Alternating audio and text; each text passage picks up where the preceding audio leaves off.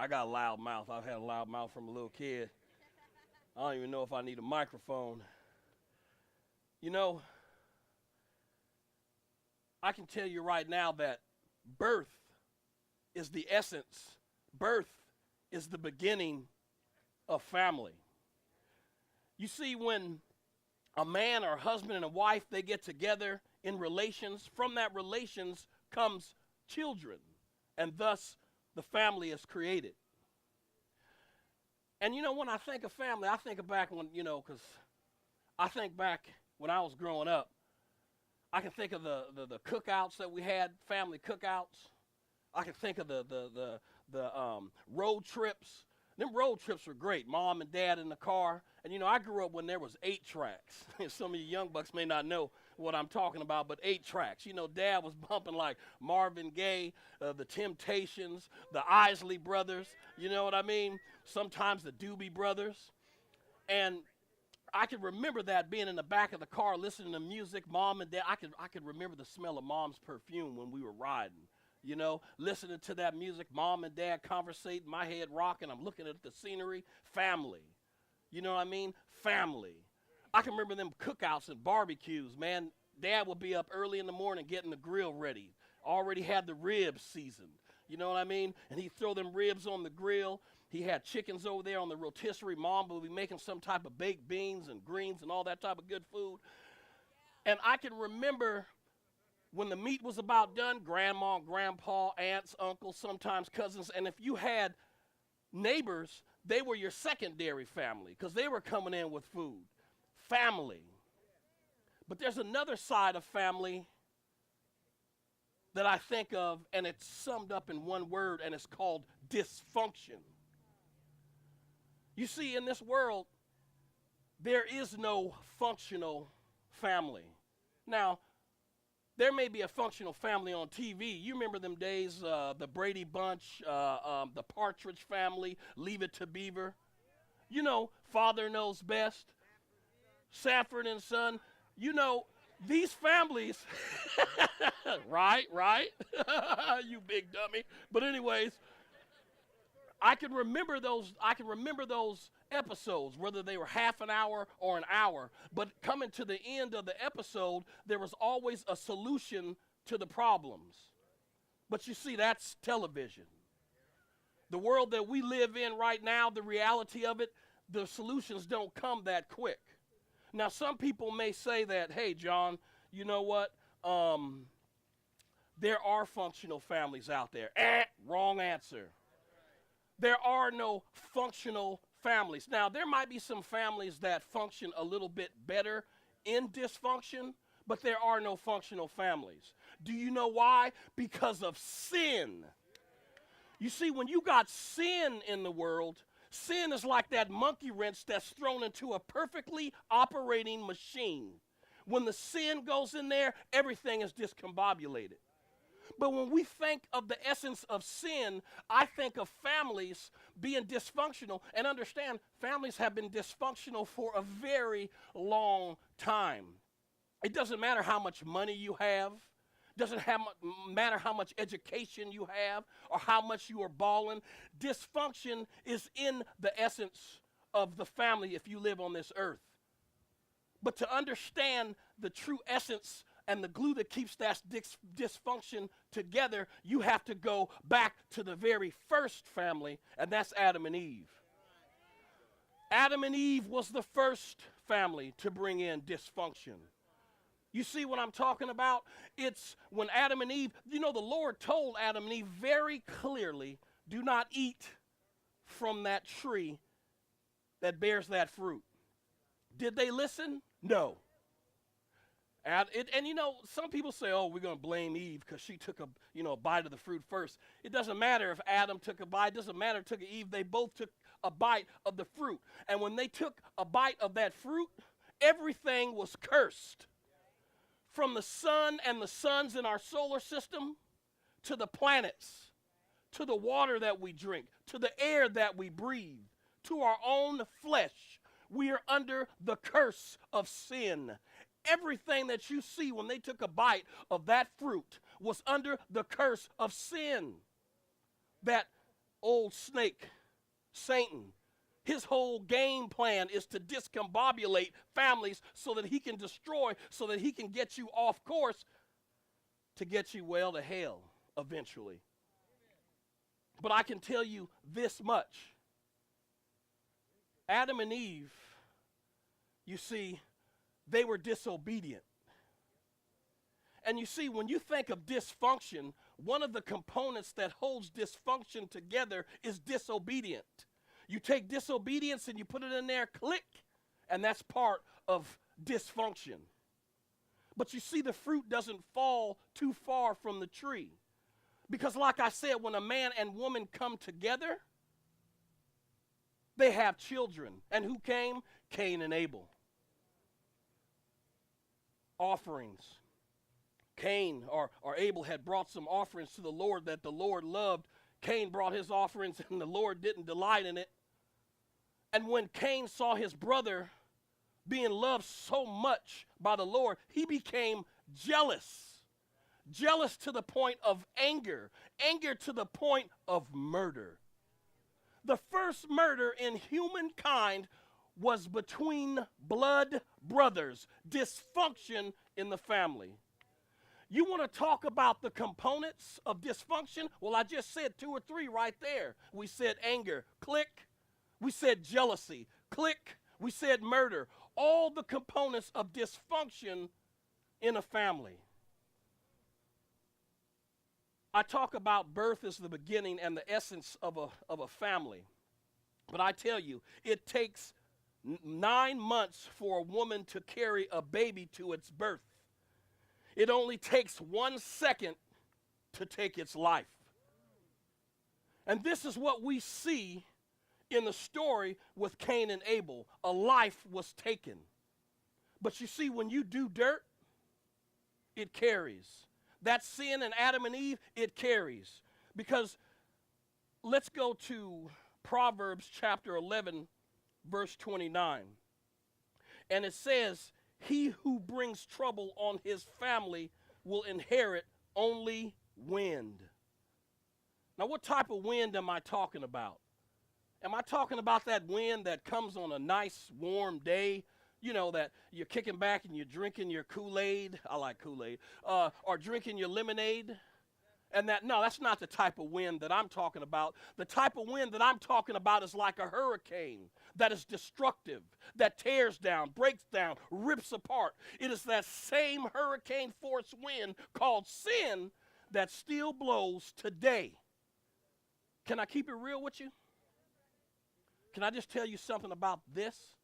Some people say, oh, John, he's a nice guy. No, I'm filthy. I'm pretty grimy. And let me tell you something where I made the mistake about family. You see, when I met my son's mom, beautiful lady, model, long legs, I saw her, bam, had to have that woman, right? We got together, and we got close. We became a couple. And she said the magic word. She was in love. We were in love. She said, you know what, let's get married. Guess what my answer was? No. And when I said no, it crushed her heart. But why did I say no?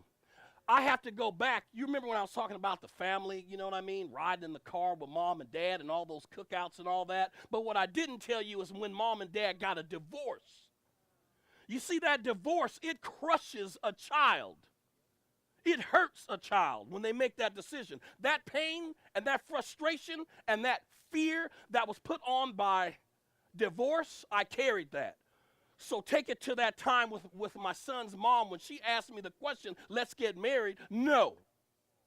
Why? Because I saw what mom and dad went through, and I saw the arguments, and I saw the pains and the knockdown, drag-out fights that brought fear, so I didn't want to get married. But the saga continues. She stayed with me. And we decided to have a son. It wasn't an accident. We actually sat down like diplomats. Sit down, do you want to have a kid? Yes, let's do it. Boom. But guess where the problem was? We still weren't married. We had a child out of wedlock. Boom, my son was born. But the saga continues. You see, when my son was born, that was one of the greatest moments in my life. I had my son. I held him in my arms. It was a magnificent moment. And us men, we get pretty prideful. You know what I mean? Because now the reality hit like, well, I have a beautiful son. I have a beautiful girl. Well, I got to have the right job. So eventually I did get a job where I made a little bit of money, and we moved out of the apartment. We moved over by Naragi Lakes, bought a Duet, had 2 new cars, had money in the bank. It was great. I mean, it was awesome because now I had a woman, I had a son, I had 2 new cars, I had this, I had that. But the problem is that I started to idolize self. I started to idolize money. I started to idolize my job. And my new love became my job. And when I loved my job, I loved it so much that I spent much time with my job. I nurtured my job. I did overtime with my job. I spent a lot of time with my job, but did not spend enough time with my family. And when I didn't spend that time with my family, it drove a wedge between the family to the place where that wedge turned from a wedge into a canyon that divided us. You see, when you talk about dysfunction in a family, here are some things that you think about. Idolatry, the love of money, the love of self, the love of your car. This is what we talk about. This type of love that is destructive, that adds to the components of dysfunction. But let me break something down here. If you notice, there's something that was missing in my story about my son and his mom. There was no God. Did you hear anything about my whole time that I was talking about God? Because God in my mind did not exist. I knew about God, but I only knew. I heard about Jesus, but I only saw him in pictures when I went to the doctor's office. And, some of those books, they have pictures of Christ. I tell you, I didn't know the Lord. Let me turn to Joshua chapter 24:15. You see, like I said, I chose to idolize and worship false things. But let me tell you what Joshua says. Joshua 24:15, it says, "But if serving the Lord seems undesirable to you, then choose for yourselves this day whom you will serve, whether the gods your forefathers served beyond the river or the gods of the Amorites in whose land you are living." And I'm not going to go on anymore. But my study Bible here, because I have a study Bible, it breaks it down even further. It says, the people had decided whether they would obey the Lord, who had proven his trustworthiness, or obey the local gods, which were only man-made idols.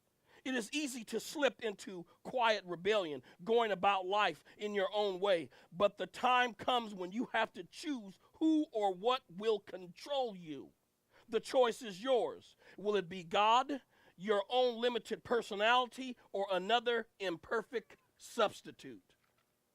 And just on that imperfect substitute, after my family was broken apart, see, what you do has ripple effects. My son's mom found love with another man. But this man was abusive to the point where I got custody of my son.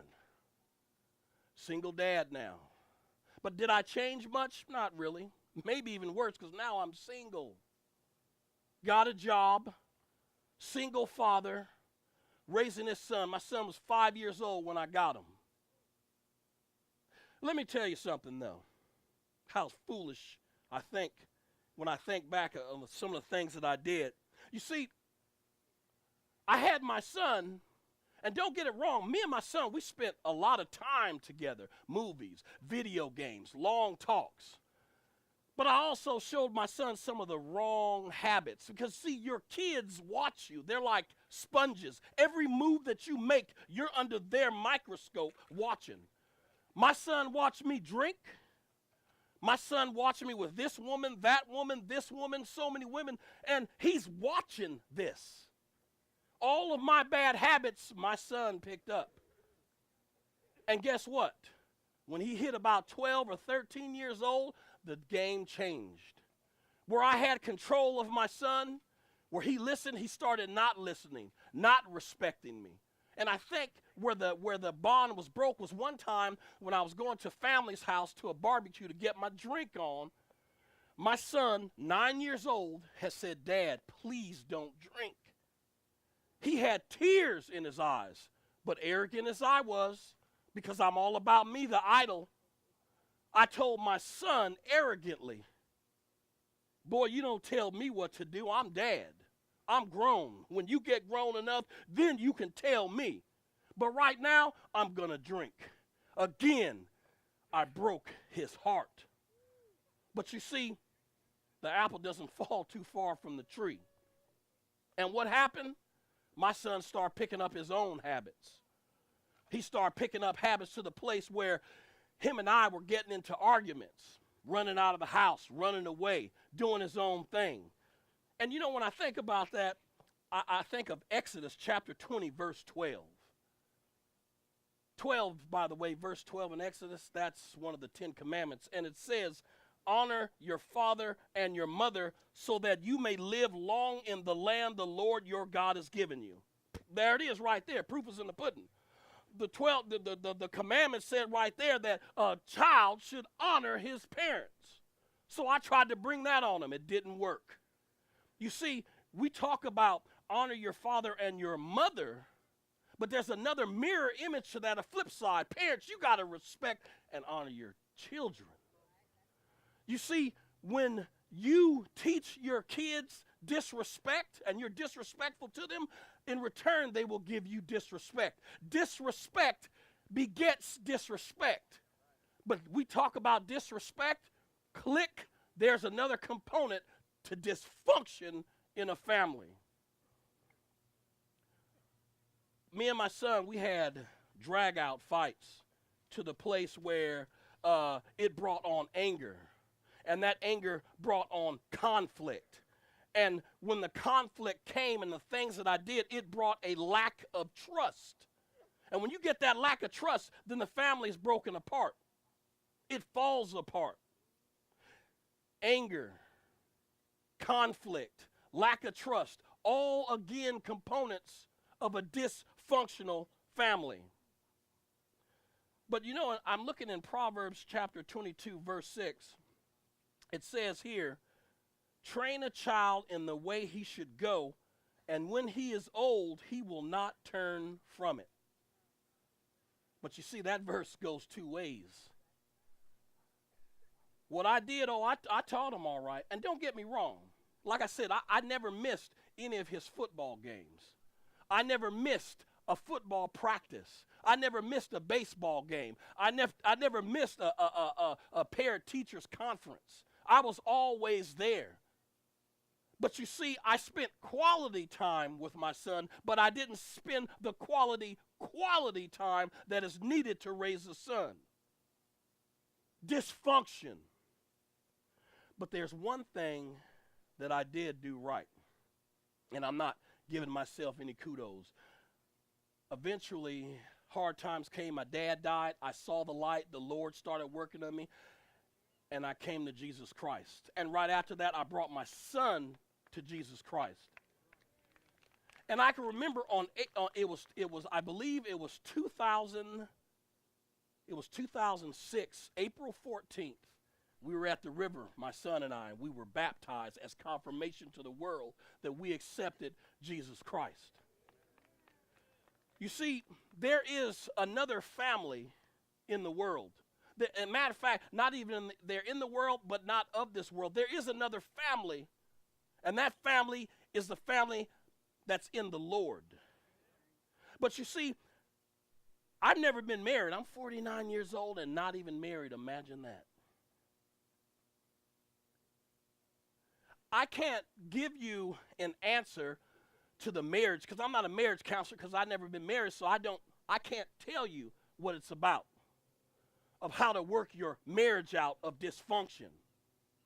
But I do know that in a marriage, in a family, in even a relationship amongst friends, or even at the job or your basketball team, it's all about relationships. But in those relationships are individuals.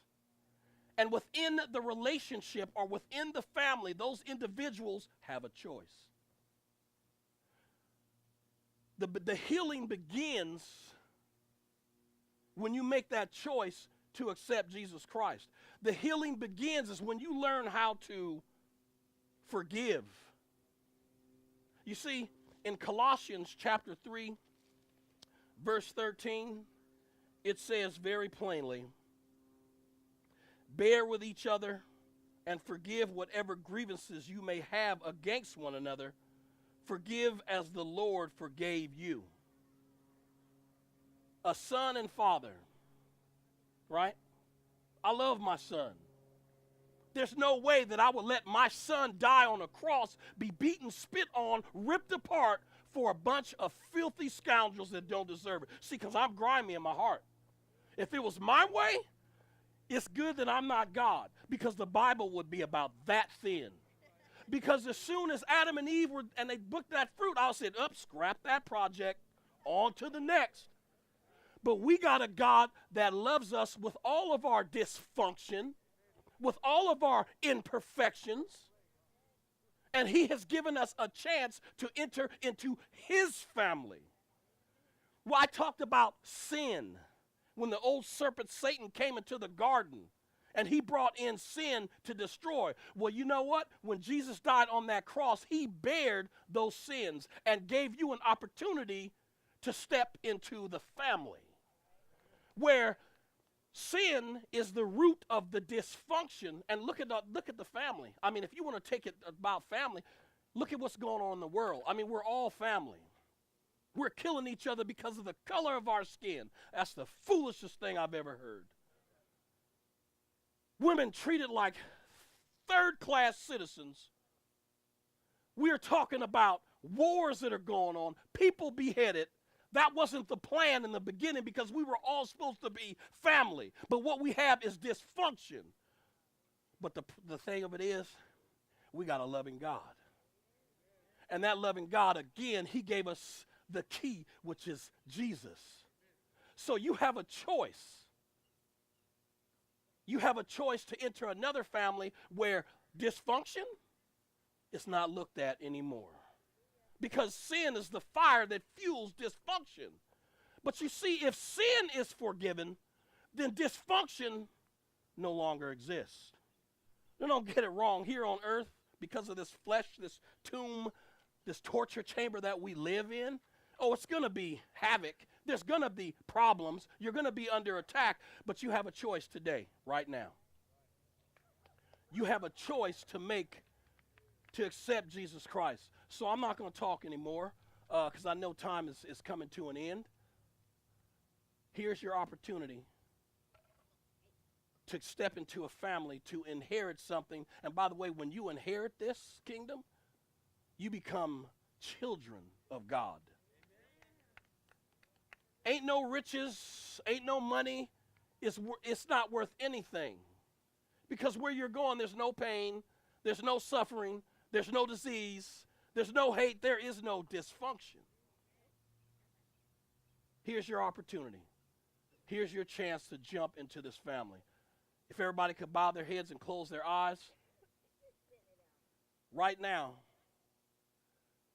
if you have not accepted Jesus Christ, if you have accepted Jesus Christ, but you like to kind of like redo it again, kind of like renewing your vows, here's your opportunity. With all heads bowed and eyes closed, anybody out there, raise your hands. Who's in need? There's one. There's another. There's another. There's another. There's another. There's another. Wow. There's more. There's more. There's more. Is there anyone else? Is there anyone else out there? Is there anyone else out there? For those of you who are scared to raise your hands, it doesn't matter. You can accept it in your heart. Let's do it right now. The prayer goes like this. Dear Heavenly Father, you don't even have to repeat after me. Just say it to yourselves. Dear Heavenly Father, I am a filthy, vile individual. But you know what, Lord? I know that you exist because you loved us so much you gave your only begotten Son to die on the cross. This day I open the doors into my home, and Jesus, I ask you to come into my life.